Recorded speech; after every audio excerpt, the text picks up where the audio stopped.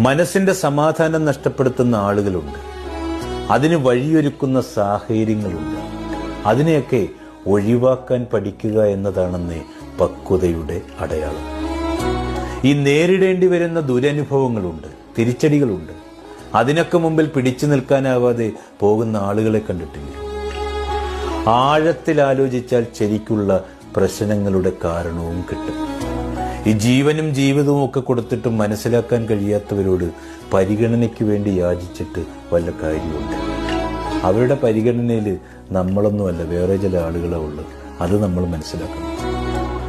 ജീവിതത്തിൽ തകർക്കാനും തളർത്താനുമൊക്കെ അങ്ങനെ ഒരുപാട് ആളുകൾ ഉണ്ടാകും. ജീവിതമെന്ന് പറയുന്നത് നമ്മുടേത് മാത്രമാണ്. ജീവിക്കേണ്ടതും നമ്മൾ തന്നെയാണ്.